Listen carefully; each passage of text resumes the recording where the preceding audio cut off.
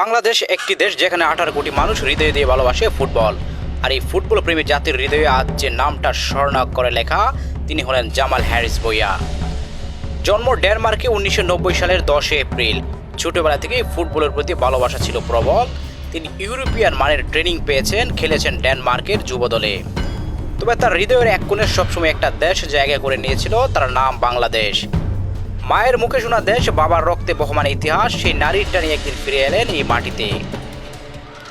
2013 সাল যখন দেশের ফুটবল ছিল এক কঠিন সময়ে, ঠিক তখনই জামাল ভূঁইয়া যোগ দিলেন বাংলাদেশ জাতীয় দলে। তিনি হলেন দেশের ইতিহাসে প্রথম বংশোদ্ভূত ফুটবলার। তার আগমনে যেন এক নতুন আলোর সূচনা হয়।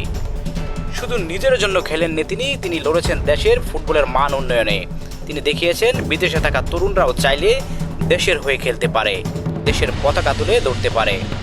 তার পথ ধরেই আজ আমরা পেয়েছি তারিক কাজী, আরহাম, রাবহার এবং হামজা চৌধুরীর মতো প্রতিভাবান ফুটবলার। আজ আমরা সাহস করে আলোচনা করি সুলেমান ভাইদের নিয়ে, যারা একসময় কেবল কল্পনা ছিল আমাদের জন্য।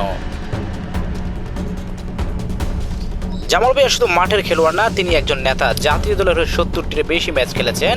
ক্যাপ্টেন হিসেবে দলকে দিয়েছেন আত্মবিশ্বাস, ভরসা আর নেতৃত্ব। তার ক্যারিশমা গ্যালারিতে এনে দেয় গর্জন আর দল পায় সাহস।